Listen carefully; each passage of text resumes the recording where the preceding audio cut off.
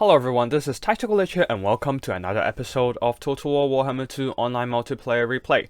Thanks to Hammond sending in this replay, today we'll be featuring a Skaven mirror match with Queek Headtaker versus Snikch the Deathmaster. So, for Queek Headtaker, we will dub them as the Red Skaven. We have a whole line of Skaven chaff, and at the back, a very Clan Wars feel of martial prowess. We have a couple Stormvermin with halberds, one of them the Council God, and a couple Stormvermin with sword and shield instead. And at the back, a couple Skaven slave slingers, and on the far flank, 4 wolf rats with poison. As for leadership, we have Plague Priest, as well as a Chieftain and Queek Headtaker. Basically a very Clan Wars build, using numbers to overwhelm their enemies as well as elite Stormvermin infantry. For Deathmaster Snikch, we have a more shooty and just all-around Skaven build. A lot of chaff, Skaven slaves, and clan rats, just being the chaffy front line to hold back enemy units so as to allow the range core to produce damage, with Poison Wind Globadiers, a couple Warlock Gazelles, and a couple Red Ogres for some mobility and massed blocking. As for mobility, we have a couple regular wolf rats hidden in trees, and for leadership, Deathmaster as well as an assassin and a Plague Priest for spell support. So that's basically it for the army builds. Let's get a battle started. And since both armies are actually quite far from each other at deployment, it's gonna take some time for them to get close, so we'll do a bit of fast forwarding, as not even the Warlock Gazelles can start shooting. And you can see it over the flank with the numbers advantage on wolf rats. The Red Skaven are now pushing forward, trying to flank around to hunt down the weapons teams. And right now, they are just trying to sneak around, discovering Deathmaster and the Assassin, and now they discovered the Wolf Rats in the trees as well. With 4 units on 2 units, there's low doubt that they will be able to overwhelm these less numerous green Wolf Rats. But at the center, the melee grind has commenced, with Stormvermin rushing in against Skaven slave spears, while the other Skaven slaves are just skittering and rushing through the gap, trying to start engaging as early as possible, while the Stormvermins are no doubt will be able to beat back the puny slaves of the green Skavens. Over here, there's a Plaguebone summon go down from the red team, but it seems like they're not engaging as they're not summoned close enough for the front line, and the units will not automatically seek out units that are not engaging with them. So a little bit mismicro on the red team already, but on the far flank, as we can see, at the cost of 1 wolf rat, the red wolf rats were able to dispatch the green mobility, and yeah, they should be able to freely roam around the back lines to hunt down the Warlock Gazelles, as long as the clan rats with shields and the Red Ogres are distracted by the main blob fight. And for the infantry grind, everything is going rather favorably for the red team, as the green team front line is already crumbling against the martial might of Clan Wars. Skaven slaves just not holding up against the sheer volume of elite infantry. Stormvermins punching through a bunch of Skaven slaves, now pushing for the backline, but caught up on some clan rats. Not exactly a wise move there, as they would start automatically attack any unit they came in contact to and get delayed on their advance. While in the middle, the Plague Priest is now isolated against some Skaven Council God, and Queek Headtaker and Chieftain, so with some pretty decent armor piercing, anti-large damage. As you can see, the Plague Priest is already taking some beatdown, especially with a trophy head dumped on him, lowering his combat stats. But at the backline, the Wolf Rats is doing exactly what they need to do, getting into the weapons teams, munching down the Warlock Gazelles. These Wolf Rats got into the Poison Wind Globadiers, but unfortunately, the Red Ogres reacted in a timely manner and pushed them off. And here is a dangerous duel between the leadership of the 2 Skavens. Green Skaven, led by Deathmaster Snikch, ran in with the Deathmaster's Mark and then followed up with Rival High Talisman and Assassin's Trophy. Debuffing all these characters, now down to 0 attack, so they're not hitting whatsoever, while getting dumpstered on by some very elite attack-oriented Skaven character. Weeping Blade slicing through their armor like paper. And Queek Headtaker As much of a melee fighter he is, with debuff like those from the Skaven assassins, he's not going to survive this fight, and there goes the Skaven leadership. What you should do against these kind of Skaven assassination is always clump up a bunch of units surrounding them, and even if they're good duelists, they can't really fight in blobs. They don't have good splash attacks, they don't have any armor to tank out the damage, so they will take pretty decent damage as long as they're surrounded. But over here, there's no surround units to support Queek, Headtaker, and the Chieftain, so as a result, Deathmaster, Snikch, and the Assassins thrived in that kind of environment, and quickly dispatched the leadership of the Red Skaven. But in the middle, there's still hope for the Red Skaven, as these Wolf Rats are cleaning up the Warlock Jezzails. This one very tattered Warlock Jezzail still have very much full ammo, but with them scared so far away from army support, the Red Skaven should be able to hunt them down very swiftly, as they basically dominate the mobility game with Wolf Rats. And in the middle, Storm Vermin, albeit a bit beaten up, are pushing for the backlines, trying to shut down the Poison Wind Globadiers before they can do any more damage. And while these Storm Vermins are basically grinding down these Red Ogres, getting charged in the face, not a good deal for them. At least they're doing some pretty decent counter charge damage, anti-large, armor piercing in return. And yeah, as you can see here, the Red Skaven are a little bit scattered all around the place, having quite a few units being forgotten at the edge of the map.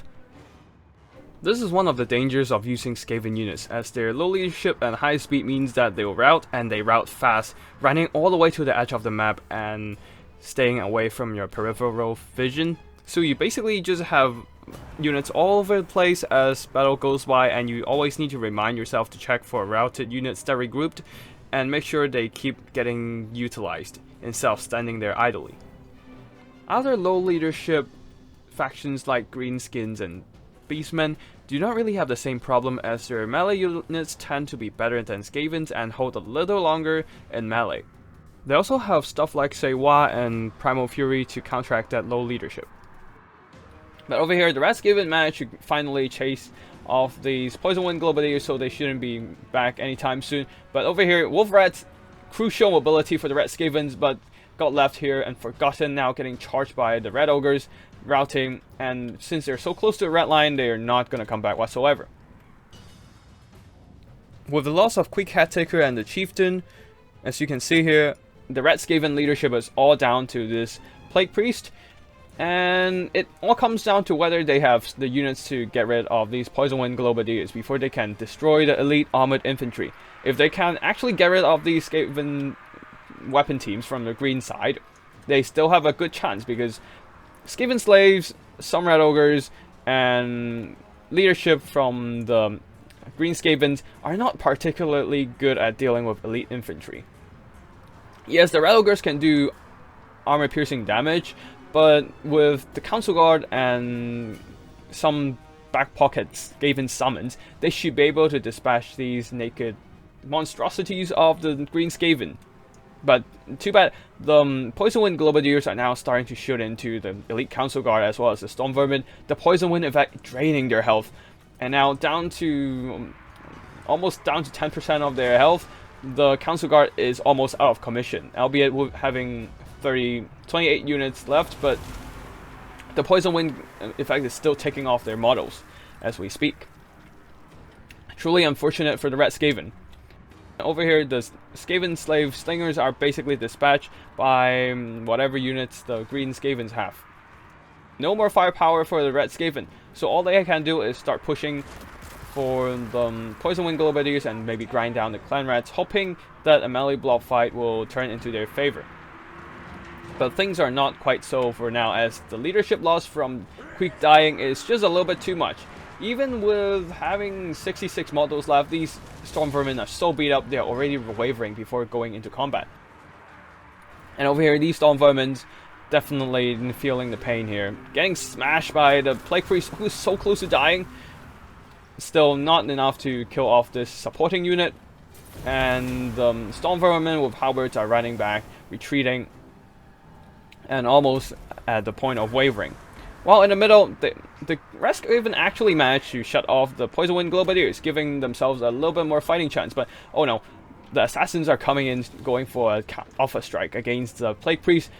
As your regular Plague Priest, whether they're on a Plague Furnace or not, they are not good at fighting against melee unit, and especially now with Assassin's Trophy dumped on them, debuffing their melee stats, lest they want to risk getting their throat slit by the Deathmaster, they do not want to hang in this block fight whatsoever.